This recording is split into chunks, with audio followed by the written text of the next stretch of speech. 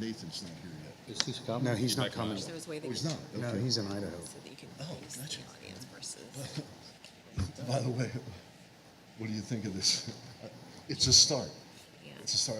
I have a few more ideas about some things I think we can do to improve it, but Well, the acoustics will be a lot better, right? it'll be 100% better. The live streaming will be 100% better. My thought is eventually, other? Mark, if we decide to stay here, that monitor Yeah. would be up here. Oh, yeah, there's- The monitor on the side, a couple of those No, I've facing seen. the audience at a 45-degree angle. And Maybe still the owl camera. That would Because that's Absolutely. what happened. What is the camera? It's it is- streaming. I think it's over there now. Is it? one view instead of. Yeah, have a nice place for it. Somebody, Troy, are the microphones on yet? They will pick up.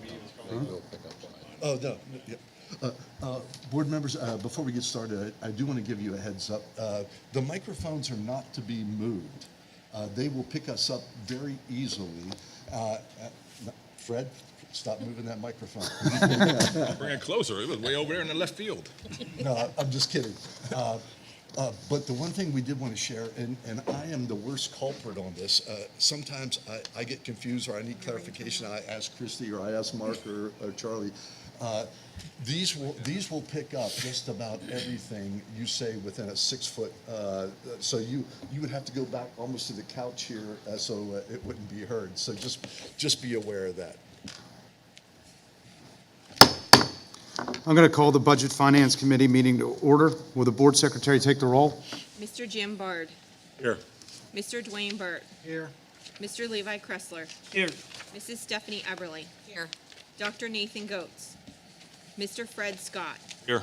Mrs. Becky Wolfinger. Here. Mr. Charlie Suiters. Here. Mr. Mark Butterball. Present. And before we go into executive session, is there a motion to approve the Budget Finance Committee meeting agenda? Move to approve. Moved by Mr. Suiters. Is there a second? Second, Fred Scott. Second by Mr. Scott. Roll call. Mr. Jim Bard. Yes. Mr. Dwayne Burt. Yes. Mr. Levi Kressler. Yes. Mrs. Stephanie Eberly. Yes. Mr. Fred Scott. Yes. Mrs. Becky Wolfinger. Yes. Mr. Charlie Suiters. Yes. Mr. Mark Butterball. Yes.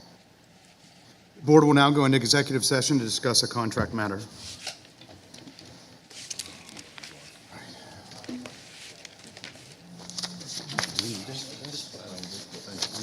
Huh?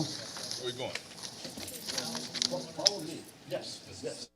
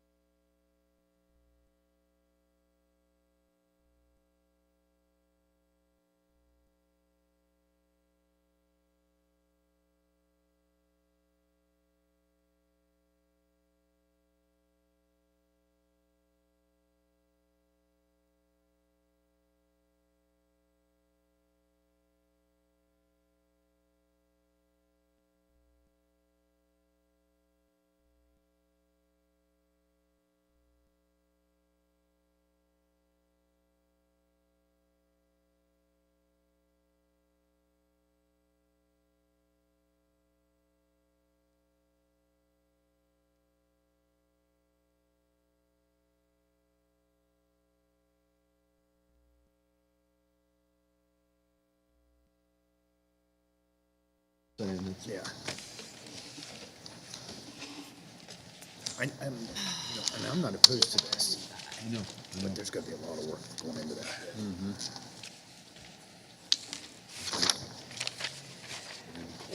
Reviews.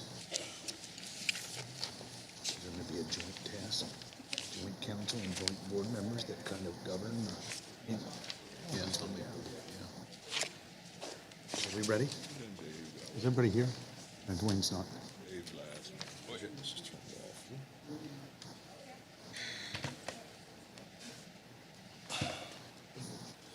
This is. How are you doing? This isn't on here to vote, is it? Jeez, are you a central point of Shippensburg? No, the discussion agenda. Okay. Oh, okay. Where's Dwayne? Where's Dwayne? Turn mine off. Oh, okay. You step down for a second. Mark, I think I can go ahead and get started. It's just a Okay. review. Board's back from executive session. Again, we went in to discuss a contractual matter. And I'll now turn it over to Christie. Oh, no, wait, I'm sorry, no, I'm not. There is a comment period here. If anybody does have a comment regarding an agenda item for the Budget Finance Committee meeting only, please come up to the podium and the microphone, state your name and address for the record, and the board welcomes your comment. Hearing none, turn it over to you, Christie. All right, so tonight I'm just going to give a review of the final budget that the board approved for the current school year, a review of the 22-23 state budget funding, future budgeting projection needs, and then open up to the floor for the board to talk about some personnel needs within the district.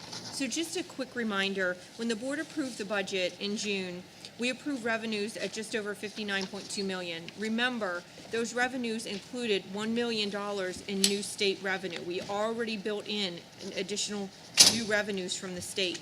So then our expenditures were projected at just a little over $60.8 million.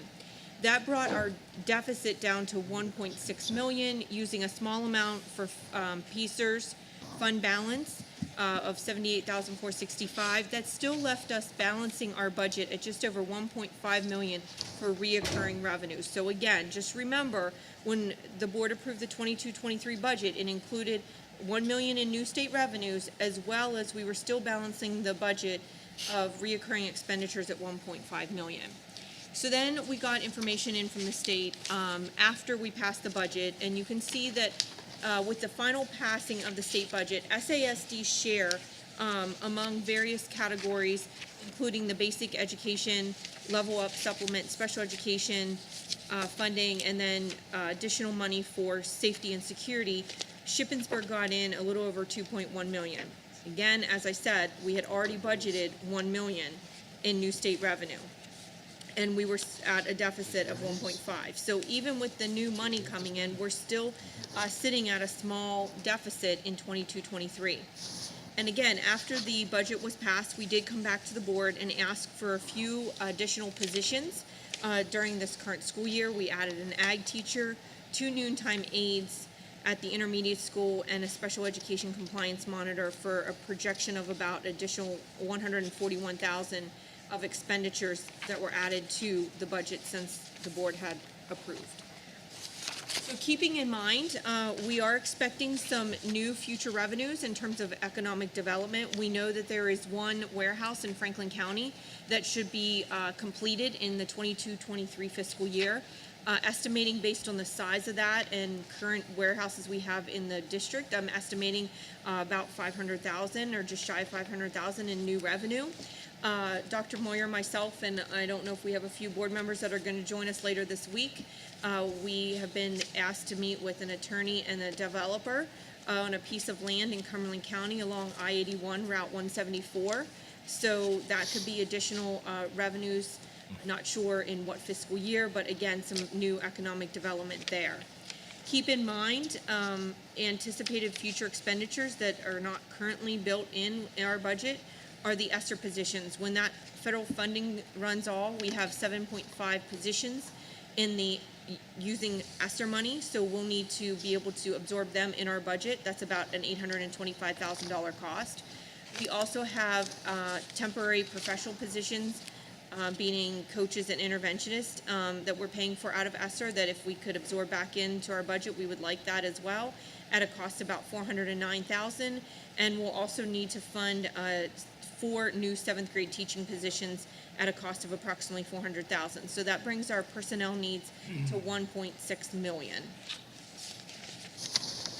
So that is all I had this evening, is just a reminder as we talk about future personnel needs in the district, just to keep in mind that, things are looking up, but we still are in deficit spending at this point. So we just need to be careful as we move forward until we are sure of future revenues that are coming to the district. Christy, can you remind me again how much revenue we're bringing in on Walmart? On the new, I think they call it the logistics center, that is a really large warehouse when you compare it to Procter & Gamble and the Cephas Park. That one is between, I think, 800 and 900,000. And then the 490 is the one that's being built right beside it. Correct.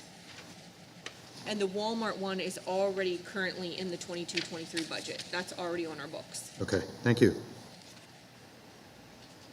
What additional monies do we have in this budget that relate to safety and security?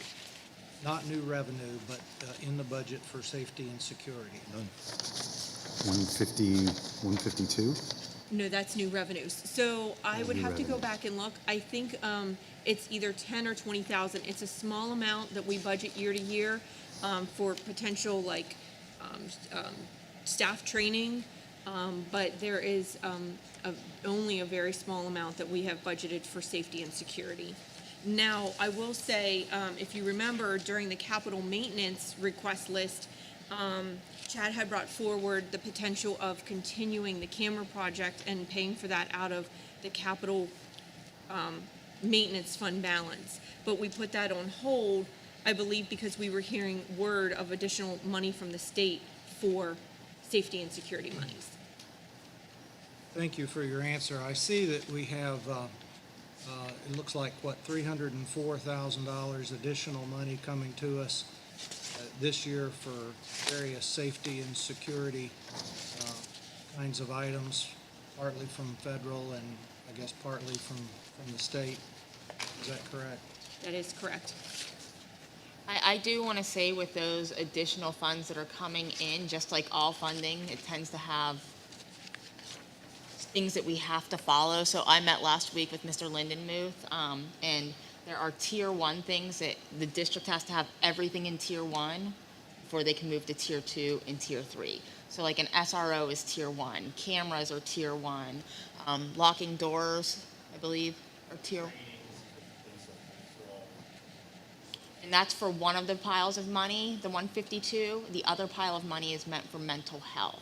So we have to have things in tier 1 for mental health too, like universal screening for mental health and things to that extent for that money. So we can't spend it on things we might want to spend it on unless it falls within that tier 1, or we can say, yes, we have everything checked off of tier 1. We've done everything in tier 1. Jerry, thanks for clarifying that. With this being our first time in the high school library in quite some time, Dave, are you picking us up back there okay? It's working, Troy? Great job. It worked when we piloted it earlier today, and I wanted to make sure you were hearing us back there. Can we identify which of the 2 items, 152, 302, that relate to mental health? One of them relates to mental health, and one of them relates to school security. So one of the one part of 152 is mental health, and the other 152 is school security. And right now, this is just new revenue. There's really no spending plan, no budget. It would seem to me that it would be appropriate that we would identify a number that we would commit to safety and security in this next budget year. I'd make a motion that we make that number 300,000. Is it possible that the safety committee can meet along with the tiers of which money needs spent so that we can bring recommendations back based off of Mr. Lindenmuth's information that he also has as far as updates such as doors. I would like to say that this does have to be a speedy process. The grant is due August 31st, which is a wonderful time. They open it August 1st, and it's due August 31st for schools when we have nothing better to do in the month of August. Set a date. Am I Let's ahead? get on it. Ahead of safety? You are. You are the chair of the safety. Do it next, set up something next week. Let's get it over with. Do it. Preferably not Monday. Okay. In Mr. fact, Burt, were you making a motion? That we earmark $300,000 for this next budget for safety and security. In the budget we just passed or the next budget? In this one, this next school year. That'll use all of one of those pots of money and put an additional 150 with it. And, that certainly ought to get the safety committee and all our other resources, Mr. Lindenmuth and so forth, on their way. And we can also dovetail into that additional, building project money and so forth as it makes sense. Just earmarking a pot of money to get started. Mr. Burt motions to earmark $300,000 in the budget for safety and security. Is there a second to the motion? Second. Second by Mrs. Eberly. Discussion? Roll call? Mr. Dwayne Burt, Yes. Mr. Levi Kressler, Yes. Mrs. Stephanie Eberly, Yes. Mr. Fred Scott, Yes. Mrs. Becky Wolfinger, Yes. Mr. Jim Bard, Yes. Mr. Charlie Suiters, Yes. Mr. Mark Butterball. Yes. Motion carried unanimously.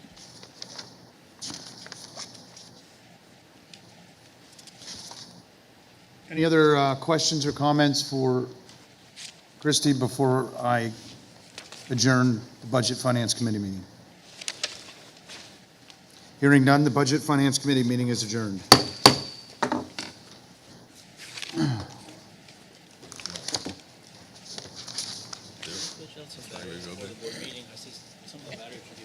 oh yeah, go ahead, Jerome.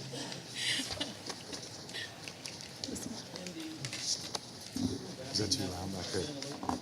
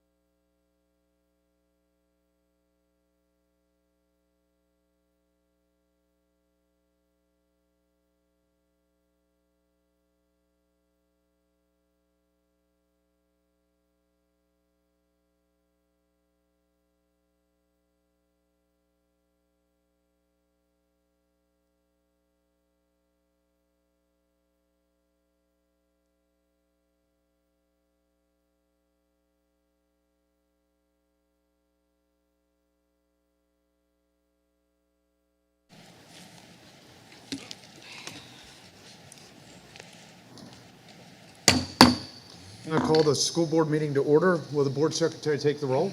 Mr. Jim Bard. Here. Mr. Dwayne Burt. Here. Mr. Levi Kressler. Here. Mrs. Stephanie Everly. Here. Dr. Nathan Goetz. Mr. Fred Scott. Here. Mrs. Becky Wolfinger. Here.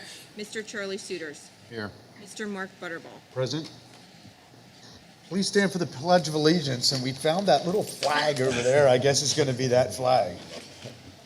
I pledge allegiance To the flag of the United States of America and to the republic for which it stands, one nation, under God, indivisible, with liberty and justice for all. As we begin our deliberations this evening, let us once again be reminded of our duty to represent all of the children of this school community, regardless of age, sex, race, or creed, and regardless of need or ability. May we now have a moment of silence to reflect on our thoughts, plans, and actions on behalf of the students of the Shippensburg School District, and a moment of silence for Harold Van Art, who passed away July 8th. After 28 years, he retired from teaching with the school district. He was line coach for the Greyhound football team for many years, and he was best known for being the driver education instructor for 30 years. Donna Helm passed away July 12th. She was a 1956 graduate. Greg Maughan passed away July 16th. He was a 1968 graduate. Diane Glass passed away July 16th. She was a 1973 graduate. Louise Kummerer passed away July 18th. She was a 1939 graduate. Jack Hockenberry passed away July 23rd. He was a 1961 graduate. Donna Rotz passed away July 26th. He was a 1956 graduate. Beth Herb, who passed away July 26th. She's the mother of Greg Herb, a reading specialist for our district. And Edgar Bard, who passed away July 31st, father of Aaron Landis, secretary to the maintenance director.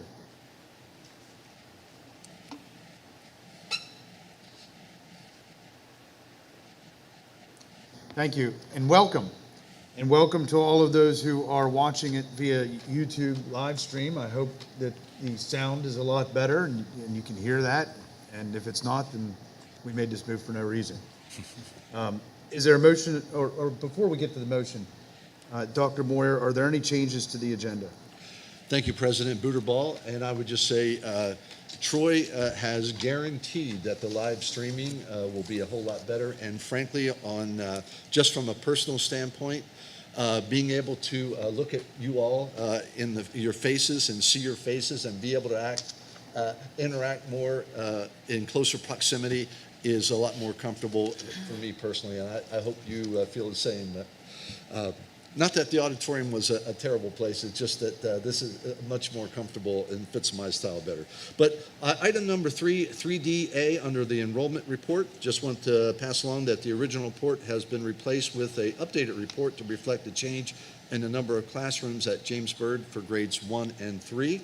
And then also under action item number 5, 5.G, the base salary adjustments for 22-23, the salary adjustment for the high school assistant principal, A.J. Norton, was amended to reflect the salary base recommendation. The previous amount was incorrectly stated. Thank you. Is there a motion to approve the agenda as amended? Move to approve. Moved by Mr. Suiters. Is there a second? Fred Scott, second. Second by Mr. Scott. Roll call. Mr. Jim Bard. Yes. Mr. Dwayne Burt. Yes. Mr. Levi Kressler. Yes. Mrs. Stephanie Everly. Yes. Mr. Fred Scott. Yes. Mrs. Becky Wolfinger. Yes. Mr. Charlie Suiters. Yes. Mr. Mark Butterball. Yes. Motion carried unanimously. Thank you, Christy. We'll now open the meeting up for public comment. This public comment section period is for agenda items. If you have a public comment, please come up to the podium and the microphone. Please state your name and address for the record, and the board welcomes your comment. Seeing none, we'll move on to reports. Before we get to the Franklin County Career Center, I just want to give the public an update on the superintendent search. We interviewed 7 candidates. The board has narrowed those candidates down to 4. There will be some community forums and some focus group meetings with those 4 on August 15th, and on August 16th, the board will then conduct second interviews before selecting a candidate. So I just wanted to give a brief update on that. Franklin County Career Center report, Mr. Burt. Thank you very much. Just a few items. I'd like to bring to your attention that on August the 1st, the Franklin County Career and Technology Center General Advisory Committee met. And the General Advisory Committee is a group of industry leaders that provide the overall direction for the entire CTE program as well as the center. The committee provides advice, assistance, and support for the Franklin County Career and Technology Center in a diverse range of activities and issues involving the appropriateness of programming, offerings, and support services, as well as CTE Center and community providing direction for needs. We certainly appreciate that group. I'd also like to mention that we recently received some good news that after a significant process, the Career Center has been approved as a CDL testing facility, which will bring additional strength and benefit to not only the students of the sending districts, but to the community as well. And then a final note, I have reported previously that in July, we rotated out the superintendent of record, which was Tuscarora School District's superintendent, Mr. Rodney Benedict. He did an excellent job for the past 3 years, and it was certainly a pleasure working with him. In that July meeting, we also voted to move forward with the next superintendent of record, and we voted to approve Dr. Dion Betts from the Chambersburg School District. Since that time, Dr. Betts has resigned and left Chambersburg, and we're now working with two school districts, both the Chambersburg School District, who we anticipate will discuss in their upcoming board meeting if they would like to move forward with their interim superintendent, or if they would prefer to skip. If they choose to skip, we would move forward with Fanet Metal as the superintendent of record, and then our plans would be, as recommended from the solicitor, to change the articles of agreement such that we would then be able to revert back to the skip school district after the 3-year rotation. And we're looking at doing that in the spirit of fairness, because otherwise, if Chambersburg skips, there's 6 sending districts on a 3-year rotation. It would take us 15 years to get back to Chambersburg. So that would be all the plans, and that will all come much more clearly in the month of August. And that concludes my report. Thank you. Thank you, Mr. Burt. Board committee reports. I think probably the only committee that met was transportation. Is that right, Fred? Yes. Okay. Anything we need to know? They're in discussion with the contract. It's going rather well. Mr. Boyo and Christie and Dr. Moyer have outlined the thing, and so we should have a contract coming pretty soon. Christie, was the question answered? Did we get the question? The recommendations to the changes to the contract is on the discussion agenda. Okay. As well as the fuel escalation of over 300,000 is also on there. That recommendation is on there from our committee meeting. Okay. Dr. Moore, since the last board meeting, did you give a brief of after we hired the transportation director and some of the discipline? Did you already go over that with the community whenever we were just talking about that was also part of the transportation meeting? I'm not sure if we've gone over that with the community. We certainly have done that within the Transportation Committee and the administrative team. I'd be happy to do that whenever. It had been a concern, so I think knowing that with this new school year coming up and a new transportation director and. Right on. Is this a good time? Well, thanks for the opportunity. We have met as a transportation committee a couple of times with Boyo, and then also at one of our sessions, we met with many members of our administrative team, our special education director, and whatnot. And I was really glad to hear Mr. Burt talk about the tech center offering CDL training. If you go past pretty much any school these days, you will see a big yellow fellow with a sign out there needing bus drivers. So the recruitment and retention of bus drivers has been a critical issue. one of the most critical issues that we're hearing from our transportation department and our contractor, Boyo, is that student behavior has an awful lot to do with the bus driver's satisfaction and retaining bus drivers. And you can imagine driving a bus with 50 or 60 people behind you. It's a pretty stressful situation.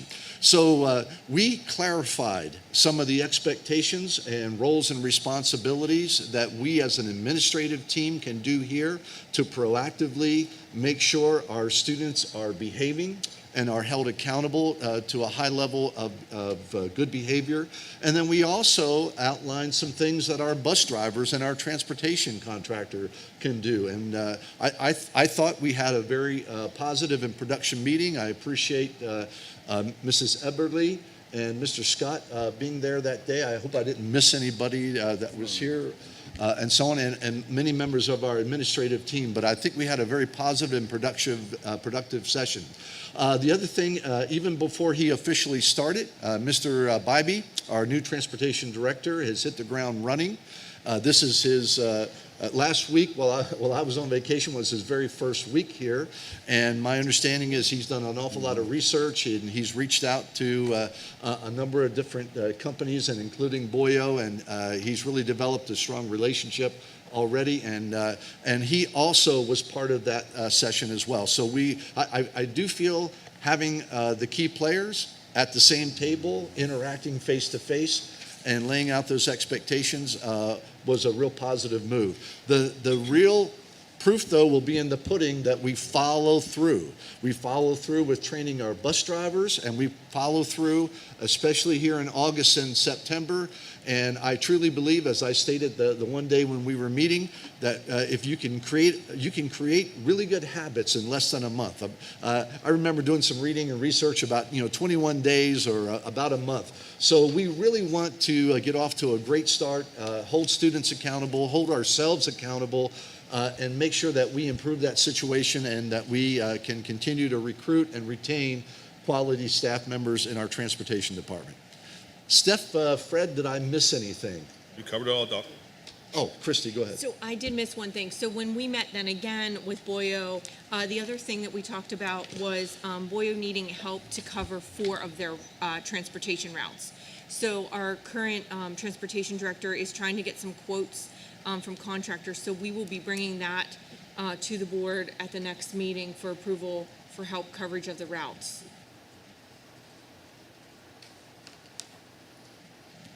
By the way, in the state of Texas, many of the teachers there that are coaching, and my daughter was one of these, were required to get CDL training and actually drive the bus to and from their athletic events. Maybe that's something we want to think about. No, forget that. I didn't say that. Scratch that from the notes. All right, we'll move on to the curriculum report. Sherry? Hi, everybody.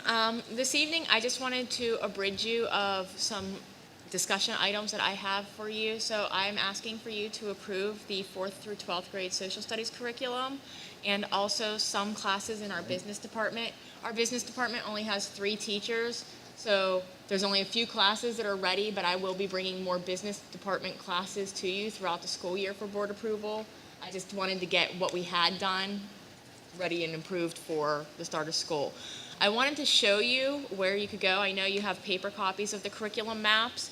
Our curriculum is public, what we have finished and mapped in the digital form. So if you go to our district webpage and if you go to departments, go to curriculum, instruction, and assessment, this quick link here that says curriculum, when you click on that, you can look at our curriculum policy, but you could also go to our curriculum maps. This takes you to the Rubicon Atlas system that we utilize for housing our digital curriculum. When you go through, you can hit this all curriculum button and hit browse. And I'm just going to bring up social studies because that's what I'm asking for you to approve for the next school board meeting. And it has our curriculum on it where you can view it. So what you have in paper copy is the curriculum maps, but you can go even more in depth here on Rubicon.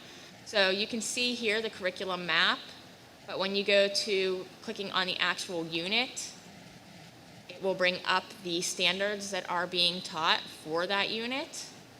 It will bring up the essential questions, what it is that students will know and what they'll be able to do, as well as the key vocabulary that students will need to learn during that unit as well. So I just wanted to give you guys this information and the public this information. I know I've gone over it before, but we've had some new board members go on and new public interest in curriculum, so I just wanted to make sure everybody knew that is where it is available. And you can also search. Like I said, not all of our curriculum has been digitized yet. That's part of the curriculum cycle that I had in comprehensive planning that you'll hopefully approve this evening.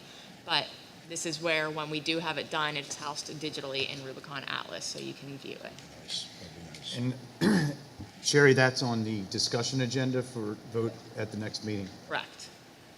Any questions? Do you have an update as far as the summer school and the learning program attendance, how the flow of that? I do have an update. I can get that for the next meeting. Like, I have all that data, but I Yeah. don't have it Please. prepared, so Yeah. I will get that information for the next meeting. Okay, hearing no other discussion, we'll move on to the superintendent's report. Thank you, Sherry. You're welcome. Thank you, President Boudreaux. Just a few items this evening. Item 3D, or 3DA, the enrollment report for August 1st, 22 is attached. 3DB, the donation report. The Shippensburg Area School District Board of School Directors acknowledges receipt of donations from the following. Miscellaneous, $127 in monetary donation to support the FFA greenhouse. The high school class of 1952, a $30 monetary donation to purchase a book to be placed in the library at the senior high in memory of Dean Keller. And then in addition to that, I would just say we would be remiss if we did not give our Human Resources Department, and Nicole Weber sitting back there, very humble person, we have hired some terrific people over the summer.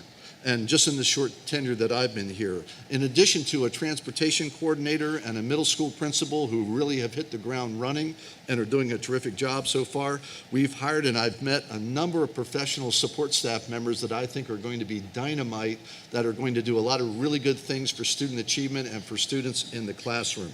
I'm really looking forward to August 15th when we have our first orientation training session of our new staff members. That'll be right here in this room. I believe Sherry's coordinating that. You are welcome to attend that. That starts at 8 a.m., I think with some light refreshments at 7:45. Light continental breakfast, 7:30, 7:45. So 7:30 they'll be here, but But like, and the other thing I just heard from the Capital Area Intermediate Unit today, we have schools within the intermediate unit that are, they're concerned about even opening because of the shortage of personnel, whether it be professional or support staff. And I'm pleased to report Nicole and her team have put us in a position, along with the administrators here, of really doing a nice job of getting the right people in the right places. We still have some work to do, but it's really been a banner summer in the way of human resources. And I'm anticipating, with all the work that the board has done, that we're also going to have a dynamite superintendent in place pretty soon as well. Thank you. I have a question, Don. I'm clicking here and nothing happening. This enrollment report, where I can't open it. Can anybody open it for me so I can see it? Or where to get it? I'd like to. Okay, that tells us how many kids in the school? Mm-hmm. How do we know what the future projection of the school district is going to be? How do we find out what the school projection? When they register? We have students, Mr. Scott, that are registering right up to the day before school, believe it or not. And we really encourage people to register early and so on. Unfortunately, there are a lot of procrastinators out there. But I'm going to guess that we're going to have several more students register before the start of school. On that thing, excuse me, do we have any way of finding how many students we're going to have 5 years from now with the population of students? Because I'm out there at the I south would need wing. some help on that issue. I believe there was a feasibility study done not too long ago that might have that information, and we can do some homework and try to find that out for you. I would look, especially South Wind's having 400 homes. Behind Charlie Aguido Farm, there being 390 homes. We're looking at possibly 3 or 4 more warehouses and other developments. I'd like to know where I like to, as Mr. Burt always says, project for the future. And without that population, it's kind of hard for us to project for the future. So I can speak to the feasibility study that was done, is actually the study that you guys have been using to design. What year was that? It was Done, Dr. Suppo's first year. I believe Dr. Wilson had one feasibility study done, and then that feasibility study was re-looked at by Dr. Suppo, so 2019, 2020. okay. I thought it was further back than that. I thought it came out when Dr. Suppo was here, but statistically, information was done before that. So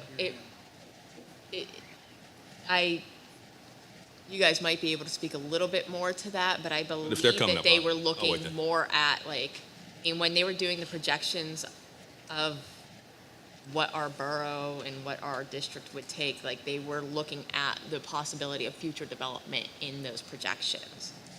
So, and it was, like I said, 2019, 2020. It was Dr. Suppo's first year here, I believe. Okay, thank you. Okay. Move on to the consent agenda.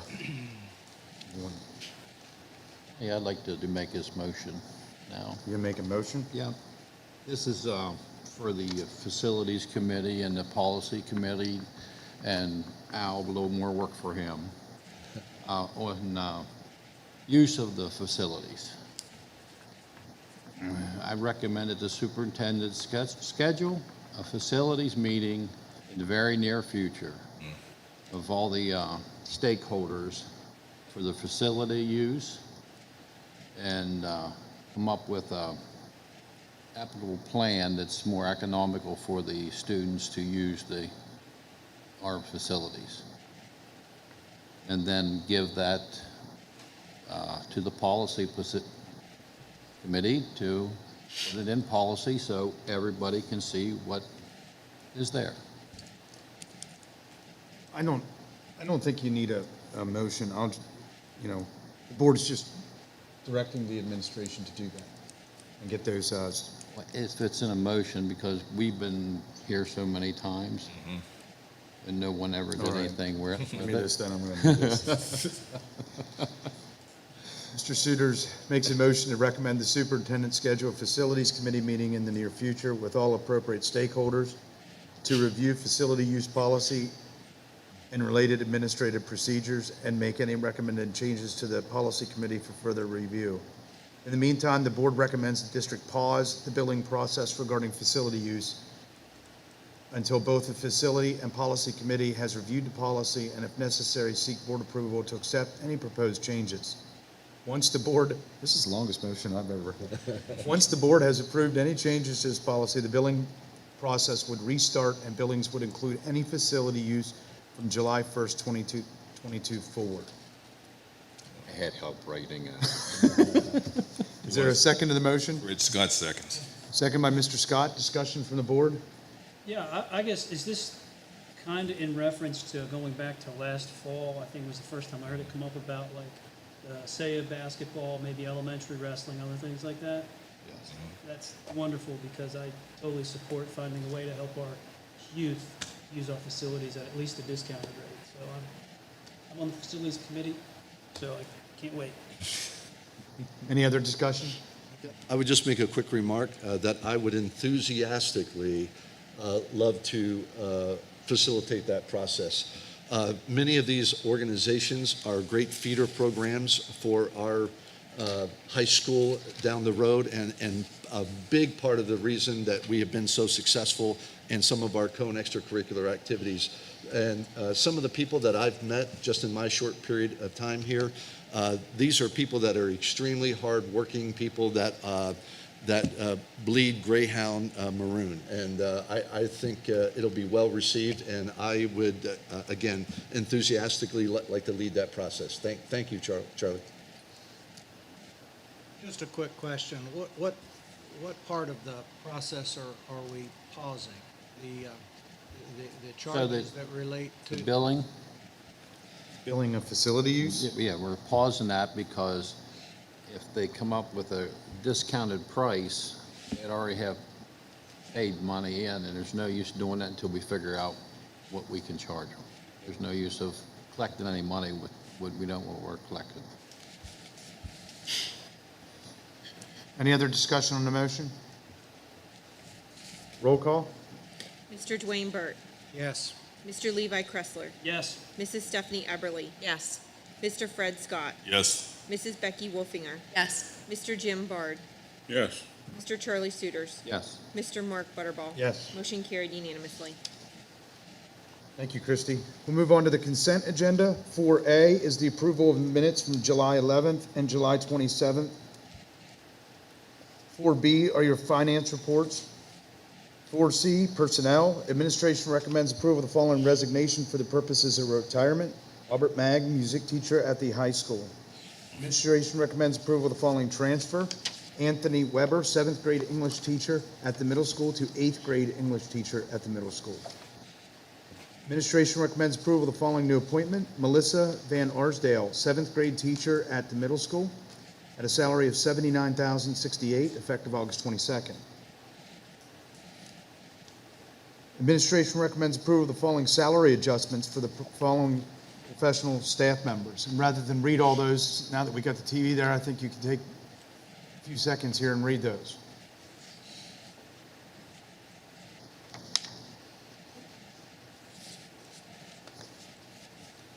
Administration recommends approval of the following professional contract status for the following professional staff member: Priscilla Bateman, mathematics teacher. Support staff. Administration recommends approval of the following transfers: Mary Byers, part-time classroom assistant at the intermediate school to part-time classroom assistant at the middle school. Rasha DeWald, part-time classroom assistant at James Byrd to part-time classroom assistant at Nancy Grayson. Crystal Minnick, part-time classroom assistant at the intermediate school to part-time classroom assistant at the middle school. Jamie Riley, part-time cashier helper at the high school to part-time cashier helper at the intermediate school. Administration recommends approval of the following new appointments: Acacia Beam, part-time noontime aide at James Byrd Elementary School. Grace Bard, part-time noontime aide at Nancy Grayson. Nicole Carter, part-time classroom assistant at the middle school. Bree Mitchum, part-time kitchen helper at the intermediate school. Christina Reed, part-time classroom assistant at the middle school. Dorothy Riley, part-time kitchen helper at the high school. Megan Snyder, part-time kitchen helper at Nancy Grayson. Amy Yagi, part-time custodian at the high school. Supplemental staff. Administration recommends approval of the following resignations: Michelle Dubbs, department chair, guidance, social worker. Robert Mag, high school concerts, orchestra band, jazz. Robert Mag, high school band director. Luke Reed, high school musical teacher, production co-manager, and high school drama musical director. And high school play production director and high school stage manager. Administration recommends approval of the following new appointments: Tom Krochunas, high school assistant cross-country coach. Carrie Krebs, co-department chair, English and foreign language. Molly Onomastico, department chair, guidance social worker. Elizabeth Perrin, co-department chair, English and foreign language. Dana Singer, middle school field hockey coach. Maggie Staver, department chair, special education speech psychologist, K-5. Colin Taylor, middle school boys JV coach. Administration recommends approval of the following new mentors.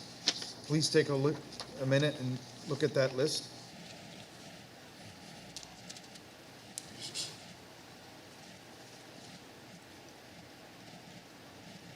Administration recommends approval of the following volunteer coaches: Rena Grove, high school cross country. Haran Pakavar, high school boys soccer. Matthew Unger, high school boys soccer. 4D is the ACT Work Keys curriculum. 4E is the Chamberlain Pest Control Agreement. 4F is the Cyber Insurance Recommendations. 4G is the 2022 to 2025 Comprehensive Plan. 4H is the Memorandum of Understanding between Shippensburg University Head Start and the district. 4I is the Curriculum Associates Agreement. 4J is Lincoln Intermediate Unit Number 12 Letter of Agreement. And 4K is the non-public transportation contract with Cumberland Valley Christian School. Does any members of the board wish to take any of those items separately? I'd like to take E separately, please. Hold on here. 4E. Any others? C23.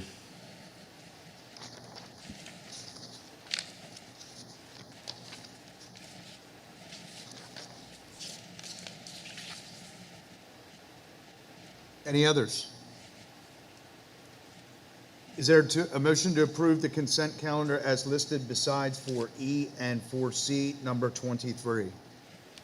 Move to approve. Moved by Mr. Suiters. Is there a second? Fred Scott. Second by Mr. Scott. Discussion? Roll call? Mr. Levi Kressler, Yes. Mrs. Stephanie Eberly, Yes. Mr. Fred Scott, Yes. Mrs. Becky Wolfinger, Yes. Mr. Jim Bard, Yes. Mr. Dwayne Burt, Yes. Mr. Charlie Suiters, Yes. Mr. Mark Butterball. Yes. Motion carried unanimously. Thank you, Christie. Is there a motion to approve 4C, number 23? Move to approve. Moved by Mr. Bard. Is there a second? Fred Scott seconds. Second by Mr. Scott. Discussion? Roll call? Mrs. Stephanie Eberly, Yes. Mr. Fred Scott, Yes. Mrs. Becky Wolfinger, Yes. Mr. Jim Bard, Abstain. Mr. Dwayne Burt, Yes. Mr. Levi Kressler, Yes. Mr. Charlie Suiters, Yes. Mr. Mark Butterball. Yes. Motion carried, one abstention. Thank you, Christie. Is there a motion to approve 4E, Chamberlain Pest Control Agreement? I make a motion to table.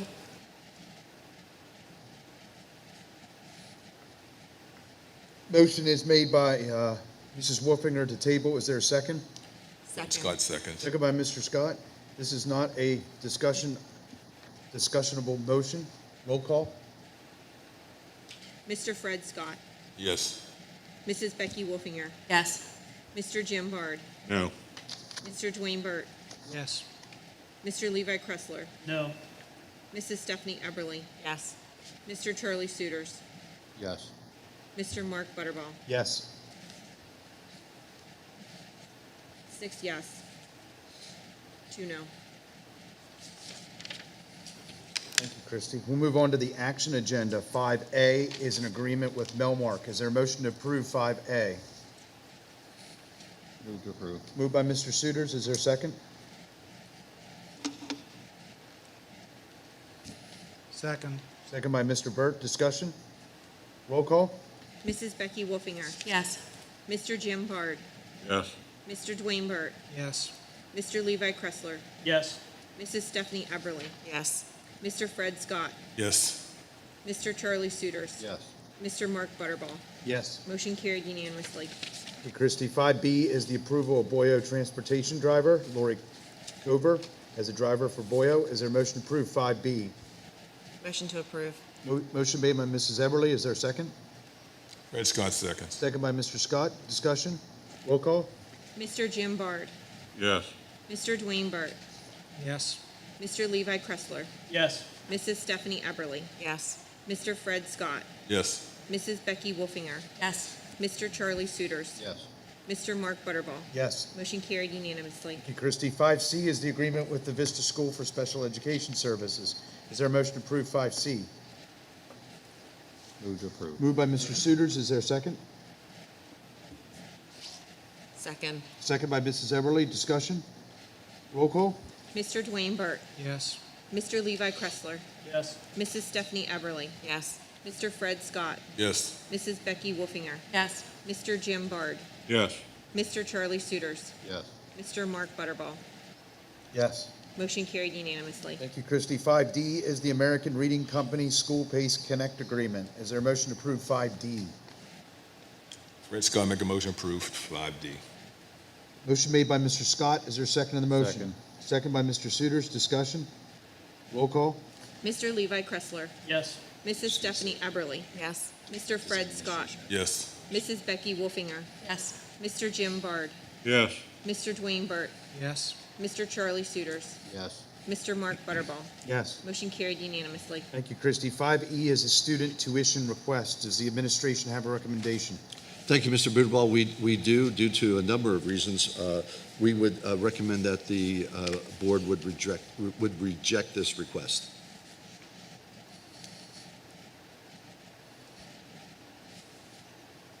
The administration is recommending that 5E, a 10th grade student is requesting that the board approve their son to attend the high school as a tuition student for the 2022-2023 year, and the administration is recommending rejecting that request. Is there is there a motion to act on the superintendent's recommendation?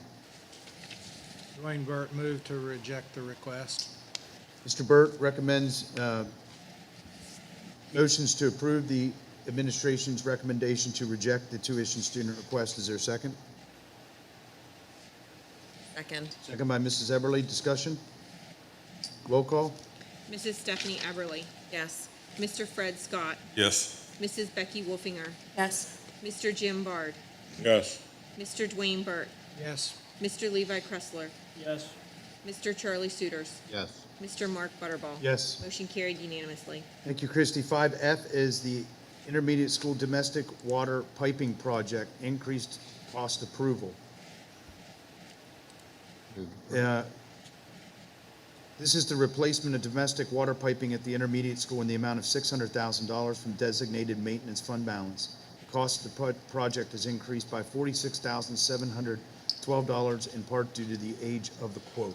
Is there a motion to approve 5F? Move to approve.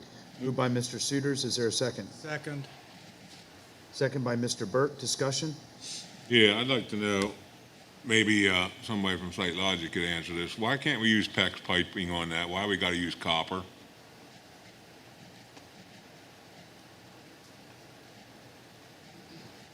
Sorry to put you on the spot. I mean, copper's so expensive, you could probably do it for, and maybe you can't use PEX piping. Just for the record, make sure you state your name so the minutes are clear. Certainly. Good evening. Damian Spar with Site Logic. We use PEX piping in this situation sometimes, and whether there's a requirement, a local code requirement that's different or something like that, I'm not sure. Certainly copper is used more often, but we have gone to PEX for this type of work. So it may be something that you can look at to see if there's an opportunity for you to do it. I'm cautious with that because, as you can see, as time moves on, prices go on. This will be a theme when I'm here later. But perhaps we can help Mr. Kreitz and have a look at that and there's a way to reduce costs. Pretty sure PEX is going to be cheaper. Oh, I am too. I guess my It's just a question- matter of whether we can use it or there's some other thing that we don't know in this. From what I looked, it seems like it holds up just as long. You don't get the rust and what have you inside, which everybody says copper, but it still deteriorates, gets pinholes in it. I was just wondering. Thank you. Certainly.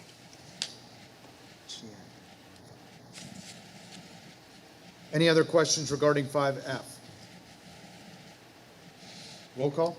Mr. Fred Scott, Yes. Mrs. Becky Wolfinger, Yes. Mr. Jim Bard, Yes. Mr. Dwayne Burt, Yes. Mr. Levi Kressler, Yes. Mrs. Stephanie Eberly, Yes. Mr. Charlie Suiters, Yes. Mr. Mark Butterball. Yes. Motion carried unanimously. Thank you, Christie. 5G are your base salary adjustments, 2022, 2023. The superintendent, along with the Personnel Negotiations Committee, recommends the following base salary adjustments to align with the Pennsylvania School Board Association salary study recommendations. Those are listed on the agenda. Is there a motion to approve 5G? Dwayne Burt, Scott. so moved. Moved by Mr. Burt. Is there a second? Second, Fred Scott. Second by Mr. Scott. Discussion? Roll call? Mrs. Becky Wolfinger, Yes. Mr. Jim Bard, Yes. Mr. Dwayne Burt, Yes. Mr. Levi Kressler, Yes. Mrs. Stephanie Eberly, Yes. Mr. Fred Scott, Yes. Mr. Charlie Suiters, Yes. Mr. Mark Butterball. Yes. Motion carried unanimously. Thank you, Christie. Now we'll move on to the discussion agenda. And I believe, rather than dealing with 6A and B right now, we have 6C, a middle school project update, and I believe our friends from Site Logic are here for that. And is it, Damien, If you'd like, that's all together with kind of A and C go together. We don't, K and W's not here tonight. We can have a discussion about the stadium as appropriate. But if you'd like us to wait and do all that package together, we'd be happy to do this that. is the presentation. That is. tonight. Okay. Yes, sir.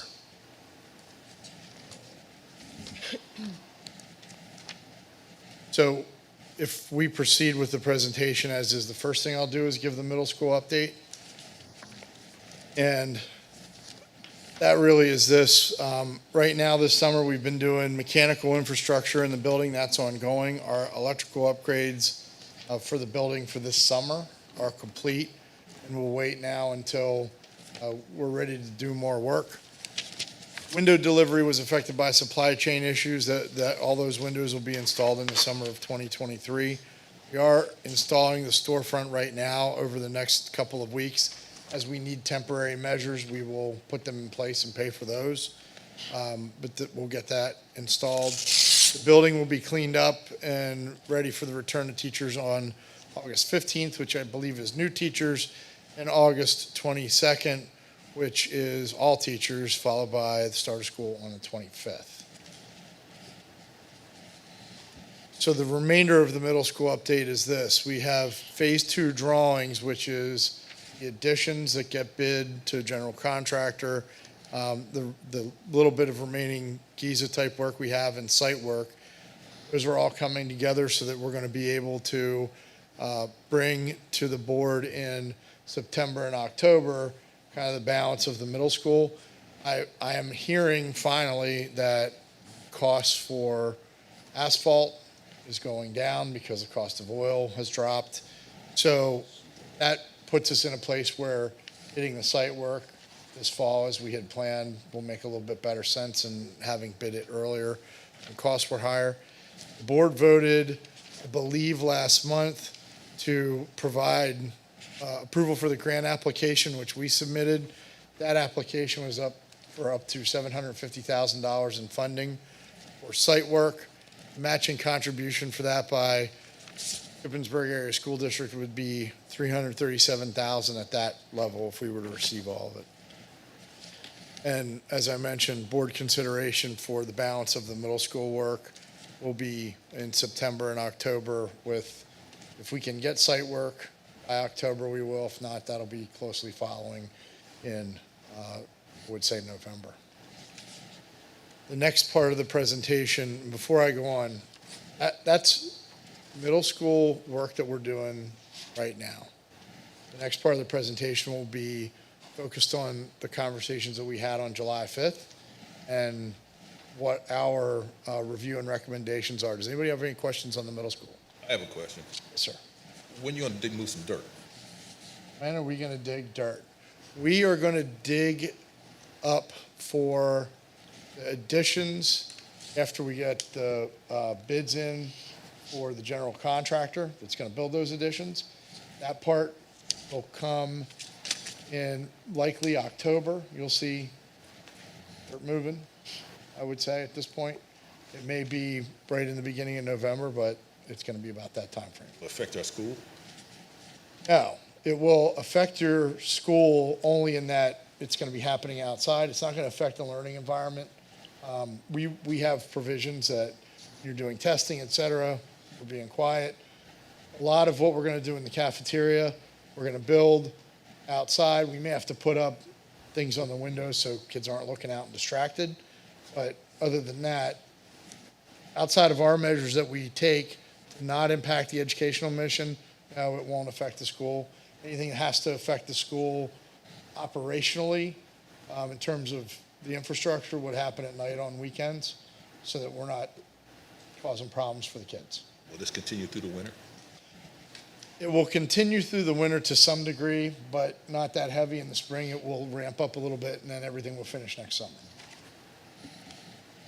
Any other questions about the middle school? So the next part, and before I move ahead, I wanted to introduce Adam Curry, he's Vice President of EI. So we talk about our team, and EI is the other half of our team. And we collaborated since our meeting on July 5th. And what you're going to see next is the discussion around that collaboration.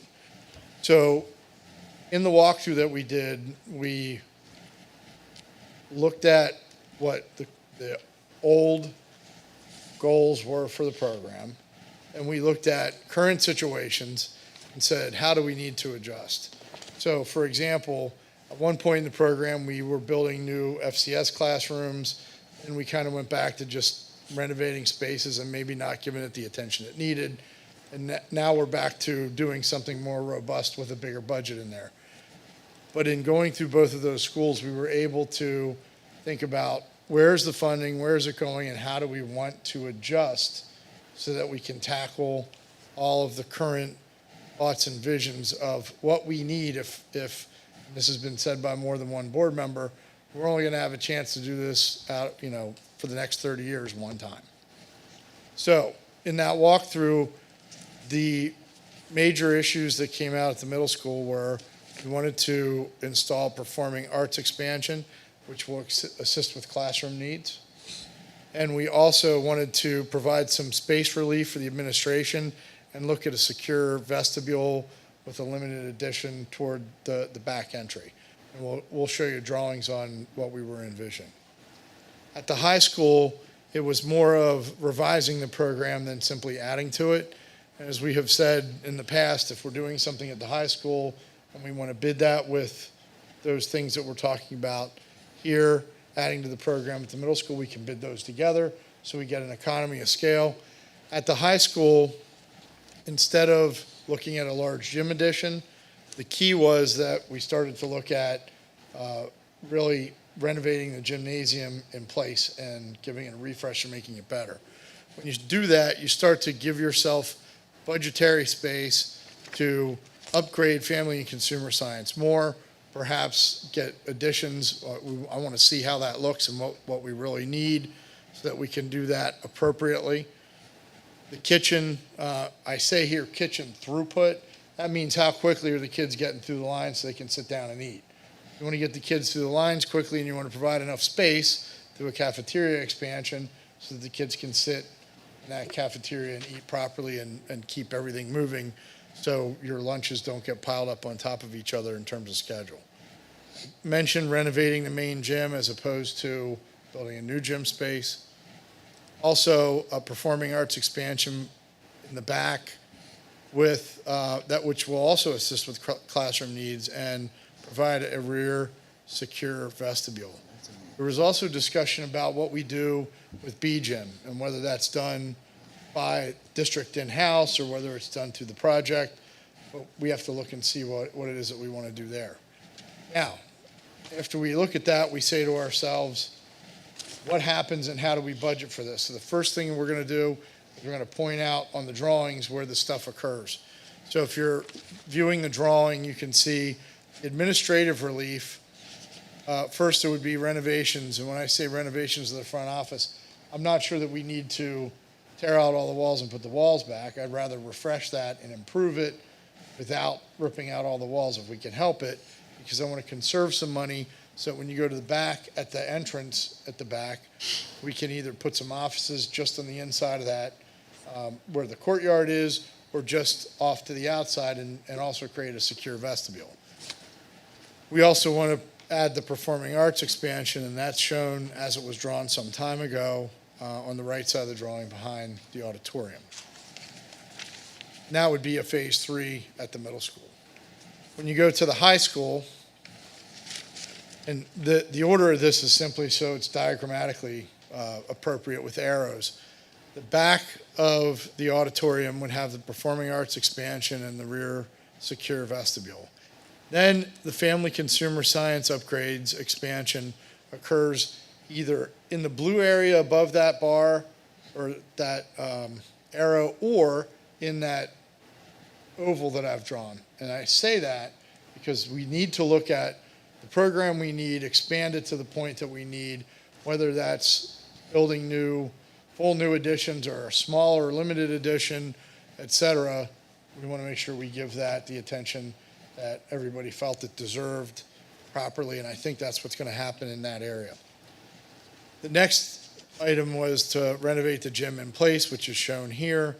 Of course, B gym is off to the left there, and we'll have to make some decisions about what we might want to do there and how we want to procure that. And lastly, to improve the kitchen throughput and make modifications and expansion to the cafeteria in the front. When you start to look at all that, you say, okay, where were we and where are we headed in terms of the budget? How does it fit? And that's where we're going to go next. This is budgeting by funding availability. I learned a long time ago in a school board meeting that you either set how much you want to spend or you want to set what you're going to get. And what we're doing is we're setting what we want to spend as a limit based upon our funding availability at a maximum. It doesn't mean we have to spend all of it. When we were here before, our district borrowing capacity was about $44 million. We had $4.3 million that we were putting into the middle school project for ESSERS. There's some capital reserve money for SHIP Proud that can go into the project.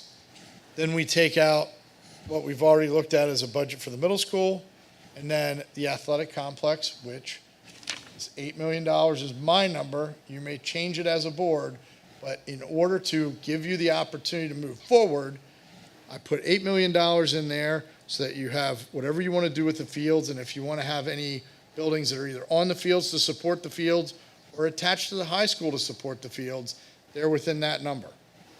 Okay, so there's a project cost, and I don't care where you want to do it. That's the number I used for now, subject to the board weighing in and saying, change that number. That means you have about $28 million remaining to do the things that we talked about in high school and middle school. So at the middle school, what I did was I took numbers that we had before and I adjusted them. So we had about $3 million for performing arts. I adjusted that up a little. I think we can spend less to $3.6 million. I'd like to spend a lot less, but I don't want to reduce the program. And we say to ourselves, we didn't get exactly what we wanted. I want to get what we want and get what we want at the level of expense that we want. I also allocated $1 million to working in the office or creating some other small office relief areas so that we can attend to that need of the middle school offices. It means out of that $28 million, about $4.6 million would go to the middle school.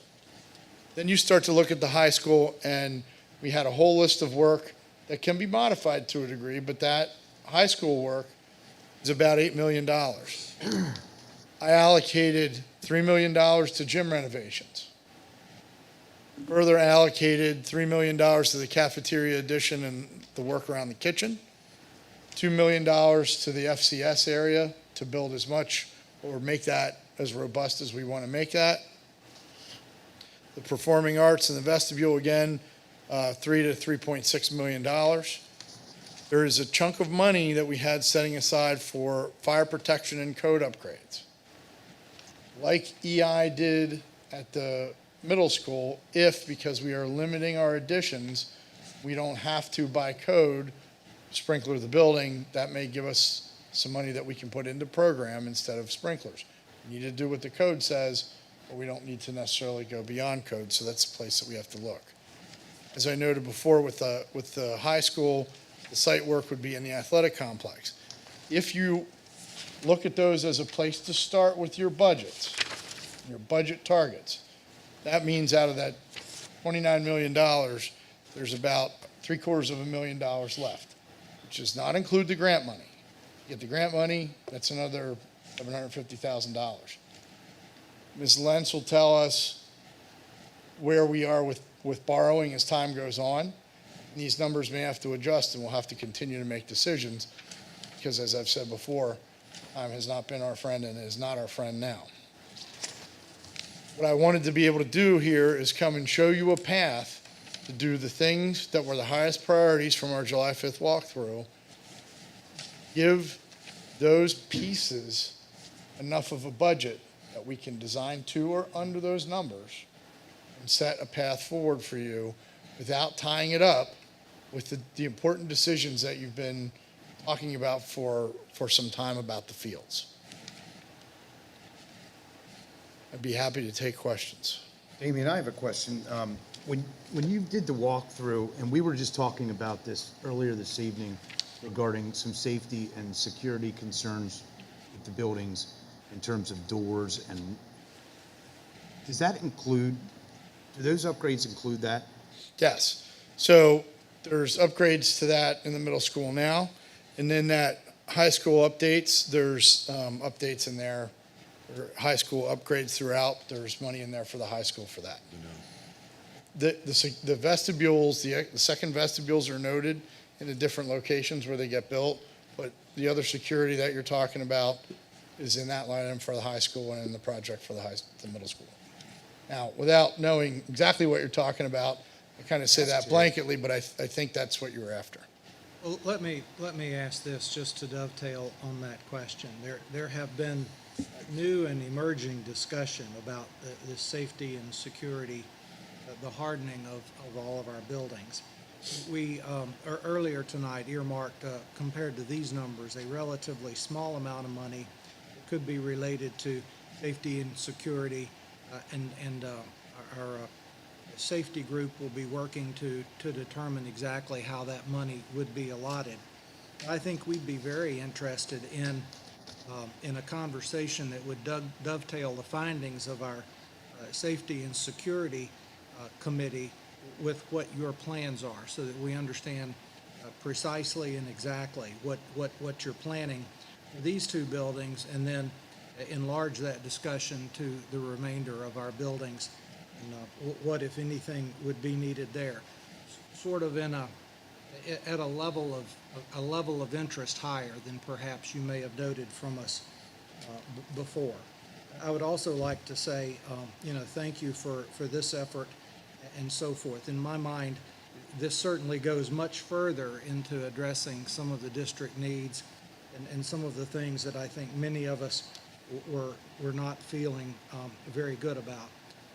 I would also ask if you have any comments about what the needs were in the administrative building, the building over on Morris Street. I ask that because several of us were involved in interviews over there, 2 nights, lengthy meetings in the last few days, and I question whether there's any HVAC over there that works at all.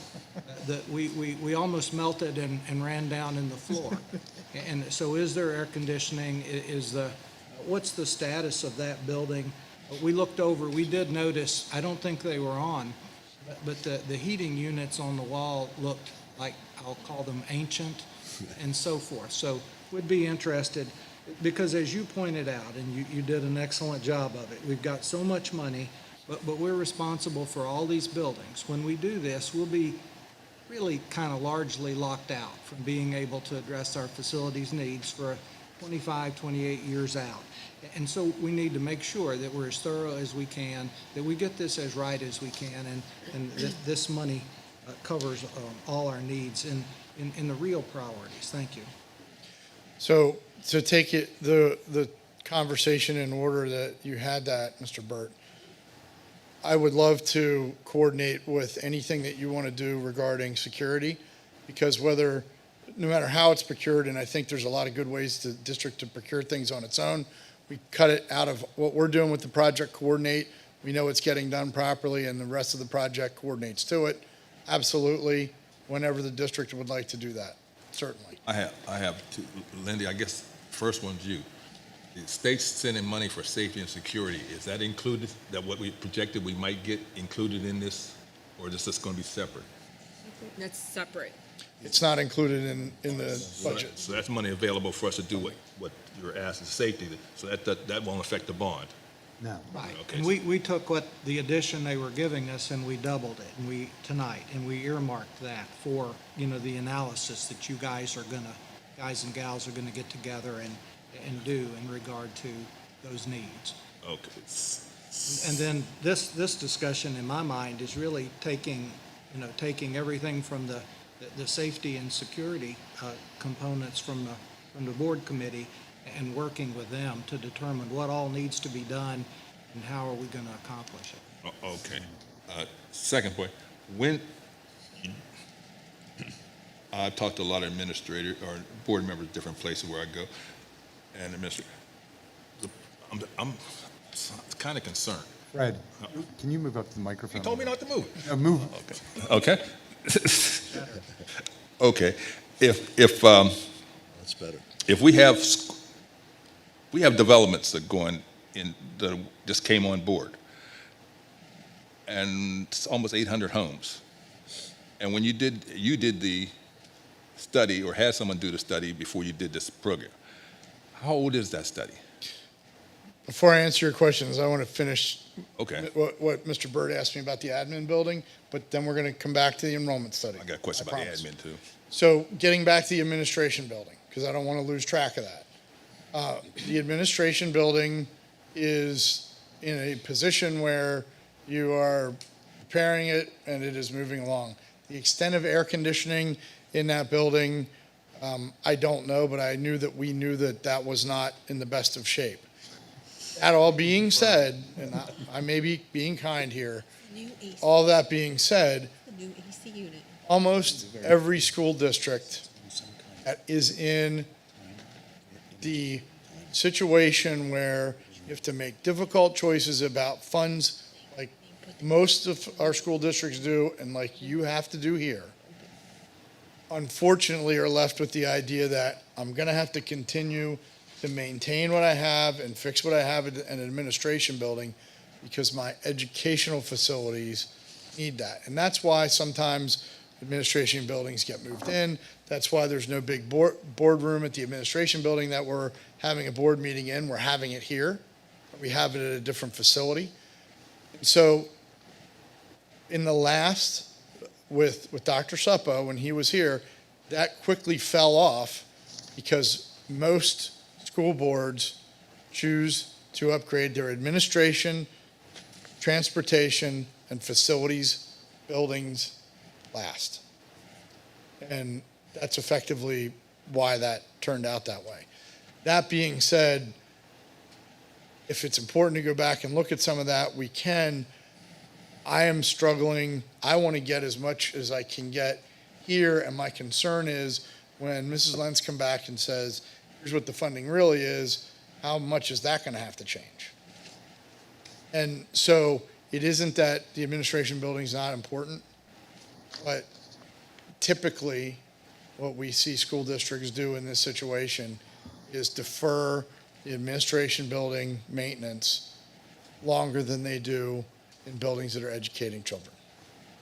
Well, let me say this, and I appreciate that. First of all, I, personally am encouraged by what I see here. And however, I think it's important that we do look back, just like we did at the middle school, and ask ourselves, what other question or what other areas that, can we walk and look and see that need to be addressed, and just like we did at the high school, that we do that completely around the district. I think it's just a continuation of the process that we use that led us to this, which in my mind looks like a great improvement and very encouraging. But I would say this too, to make it clear, and as you well know, we're not looking or talking about having a ritzy or glamorous administration, complex or whatever. We're talking about the basic facilities and the repair and the aging of those facilities, such as, air conditioning and heating and the basic, because you're gonna address that. When it quits, you're gonna address that, those things. So we need to, and our employees work there. And so therefore, we need to provide, a modern and up-to-date, and safe and secure and comfortable place for, because those aren't, those people work for us. And so we need to look at that and be mindful of it. Now, where it'll wash out and all this, I don't know. But I believe we need to look at it, know what it looks like. We can certainly do that for the next time that we're here. Can I piggyback off that? Yes, sir. What Mr. Burt said. The administration building there is the front side. In the back side, we have a bunch of garages. Could that not be remodeled into offices and bring some of the people that are in the high school over there? You certainly could at a cost, yes. It's going to be the high school is limited on space, and everything's packed. I'm just wondering, we got a space there, nothing but storage. And I may not understand this correctly, and Dr. Moyer may correct me. I think the folks that we're worried about with the high school tend to have to be at the high school and can't be remote from the high school when we're talking about that administration. No. Can we take people away from the high school administration and move them to a different location?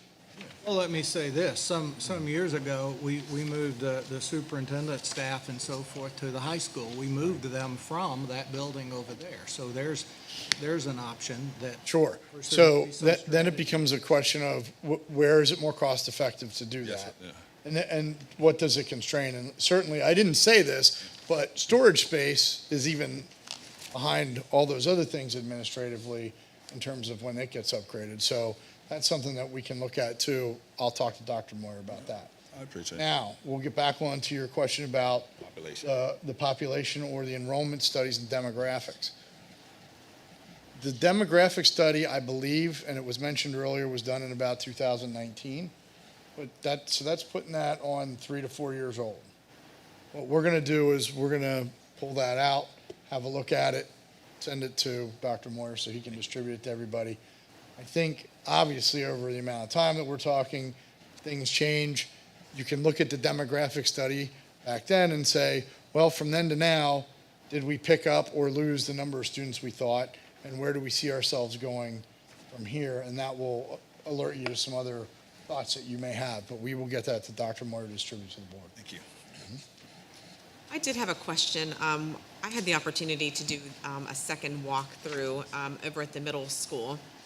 As far as the usage of some of the space, the locker room area in particular has like a front locker room and then a back locker room. Kids nowadays are not showering, they're not using that back locker room. Has it been looked at to see what other use we can use that for, to actually use the space instead of it being just a dead area? I will tell you that in our discussions, I don't think that we looked at repurposing a locker room. And I will kind of talk a little bit more about that by saying, if we could repurpose the locker room, and if you could go back to the middle school drawing, if we go back a couple of slides, that would be great. So if we can repurpose those spaces at all, my question is, do we get something meaningful we can use as some level of classroom? Because one thing I can tell you, when you build a locker room, it costs an awful lot of money. And when you yank it out, it costs an awful lot of money to put something else back in its position. So what you'll see if you go all over the state and look at locker rooms that aren't being used, they're used for storage. Now, that's not necessarily the right thing to do from your code enforcement standards. But if we are asked to go ahead and look at this, I think that if there is space like that, or Dr. Moore and his staff or any other board members find that there's places that simply aren't utilized, that we can look at those spaces and pinpoint those, because it's still cheaper than building a new space. And I think that's part of your important point. So we can absolutely do that. I don't recall that we looked at repurposing the locker rooms in any of what I've Pretty seen. large area. It is, and now maybe Ann Long had looked at that at EI, but it didn't necessarily go anywhere. But we will dig that up and see what we can do if there's a way to repurpose space and save money. Thanks, I appreciate that. Sure. And again, anything, we don't necessarily know how space is being used. So if anybody realizes space isn't being used, we ought to look there and see what we can do to make the program for the whole school better. Thank you. Okay. Can you touch on what gym renovations we would get for that roughly $3 million? Well, it's interesting because my idea of what gym renovations we get are, and I've heard this, we need a new floor, we need new bleachers, we need to paint things, we need new padding, we need to make that gym look and feel brand new, even though its physical size isn't going to change. I think that when we went in the locker rooms, there were some things that we're going to do with Mr. Kreitz we can do pretty quickly. but I don't remember that the locker rooms were in absolutely poor shape. I look at that and say, if I can do everything in the gym that I need to do and make that gym great, and there's money left over, I have other places to put it. But this is a big gym refresh without it being an expansion, if that makes sense. The reason I bring that up is, I think the consent amongst us, at least that's the vibe I got, was that everybody wants to do things that touch the absolute most students. And I think there's a real consent with that. Well, every high school student that's here has to take 2 credits or 4 half credits of PE class through the course of their 4 years. So every one of our students are going to be in that gym 4 years, for at least half of a year, obviously. Some kids take more than 4 credits, or the 2 credits, they take some extras. So I guess, without even looking at the athletic aspect, and someone was a student in there, played in there, coached in there, and now has walked through there, been to events as a spectator, like we have, to my opinion, a lot of issues comparing that to anybody around us. And I'm not saying that we need to build a $15 million gym. I totally don't support that. But I just question what we can do to renovate, because as you said, we're not going to increase our size, and that's a major concern to me in this. The last time we talked, and before you came back with this, it was the numbers we got for a new gym included a bunch of things moving around, and moving parts for cafeteria, moving here, family and consumer science maybe moving here, library moving here, all that stuff. But and this is a terrible question to ask, do you have any rough idea what the actual baseline cost is if there was a new gym on the front, but we didn't do all that other jumping? The new gym on the front that we had was, I have to go back and look at it, but I feel like it was $12 million just to put a gym there. Is that just the gym, or did that include moving on like the cafeteria, which is, I think, kind of? I think what we had, and I have to go back and look, but I think we had each addition or renovation kind of in a discrete place, so that every time you took that hopscotch, you had a different line. So we moved this out of here, now we go down to this line and renovate, and move this out of here. And that's why at some point we had to stop, because funding didn't allow the hopscotching. When you look at the plan that we have, we don't have that. We have make it nice where it is, make it bigger where it is, or maybe in the case of FCS, make it bigger and nicer than it is. And in the case of performing arts, make it bigger than it is. So that was the thought process, to avoid the stepping stones that required, one expense after another. But to your point, I think that you were making about the gym, we can do everything we can to make that gym as nice as possible, but it doesn't get bigger. Right. And that's the limit. Correct.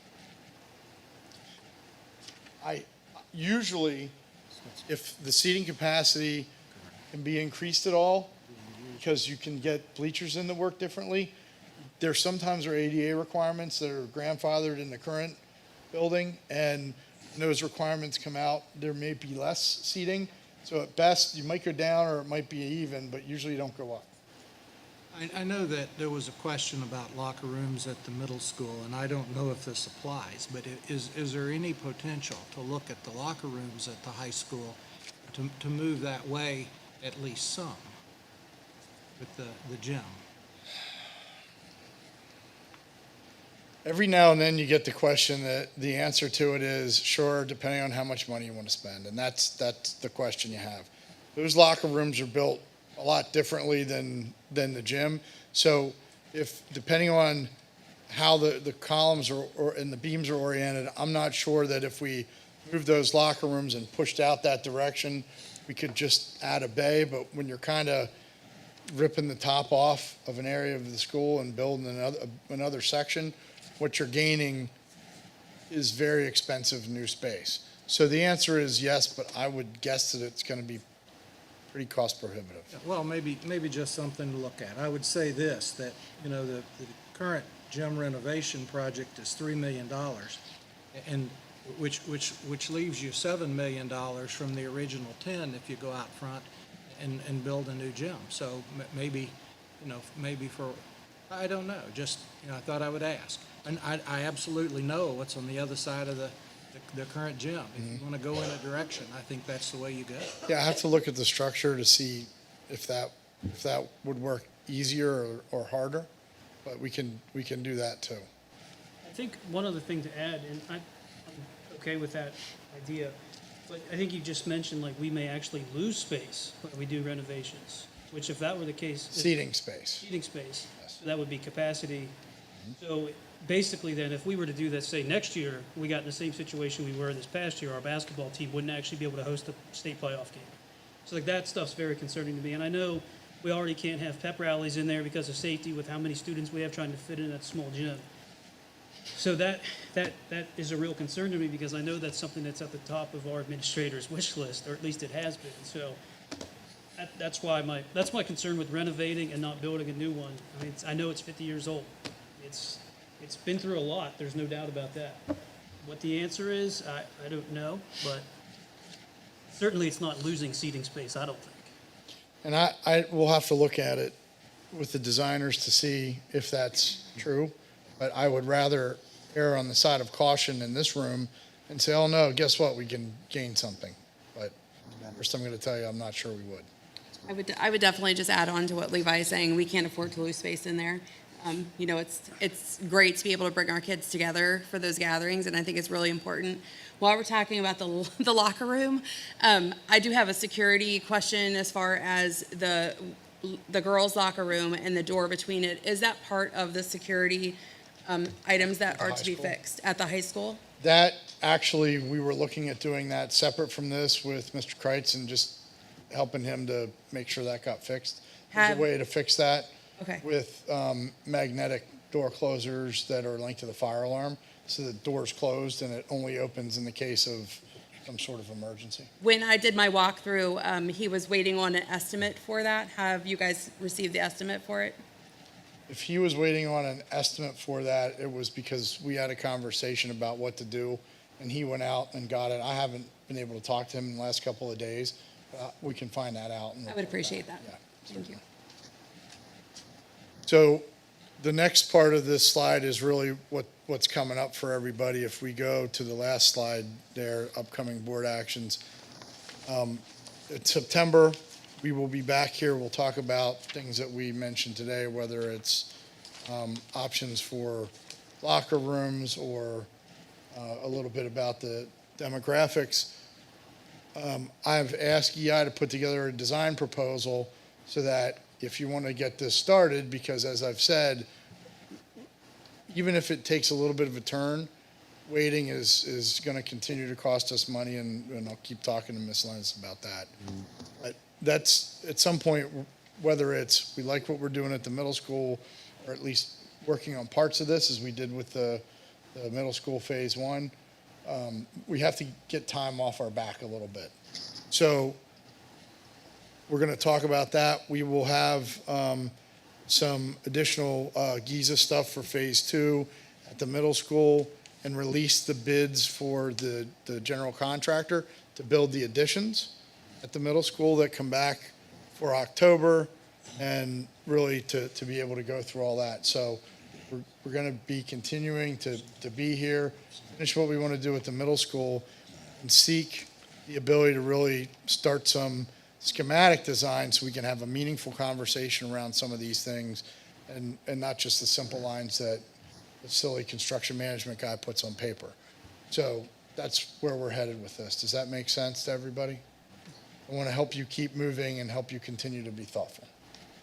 Damien, just for public knowledge and for instruction purposes, when we bid, can you just briefly explain how long the bidding process is? Sure. From the time we bid it to the time it's before the board for Sure. approval? When the part that we're going out for bid for will be 3 weeks at least, maybe 4. We will advertise in consecutive weeks as we go out for that bid. We get the bids in. We really only need to have the bids in for 2 days so that the bidding contractors have the opportunity to tell us if they made some major mistake, need to withdraw their bids. Within 2 days of those bids coming in, they can be in front of the board for approval to move ahead. Okay. And Just want everybody to know how that's quick the that process, is. yes. I appreciate all the time that you gave me tonight. Thank you very much. Thank you, Damien, we appreciate it. Thank you. We'll move on in the discussion agenda. 6D, American Reading Company Professional Development Agreement. Does any board member have any questions for the administration on that item? 6E, disposal of band uniforms. Any questions tonight? 6F is the agreement with Central Penn Education Associates. Any questions tonight?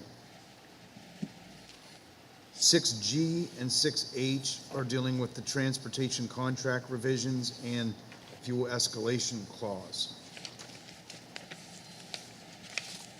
6I is the Act 13 evaluation and supervision update. Any questions? 6J is the 2022 health courses for 4th and 5th grade. Any questions?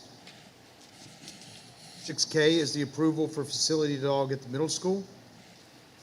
Any questions? 6J, okay. L is the health and safety plan. I do have a question regarding that. We don't need to report, we don't report COVID-related data to the Pennsylvania Department of Education or the Pennsylvania Department of Health anymore, correct? So that ended on January 1st, but we just received emails last week that we have to report weekly positives at the building level on the Future Ready Comprehensive Planning Portal. So weekly, we will have to go through and get data from our building principals to Okay. say, how many positives did you have, and report it to the Future Ready Comprehensive Planning Portal. Okay, that answered my question, because I'm not certain if we don't have to report at all, what do we even need a health and safety plan for anymore? Well, the health and Doesn't make safety any plan sense. is required to be reviewed every 6 months for ESSERs, so. Okay. 6M is the sixth, this is 6M and 6N are what Sherry went over earlier in the meeting, your 6th grade social studies textbooks requests and the curriculum maps for social studies and the business department curriculum. Any questions for Sherry tonight regarding those two items?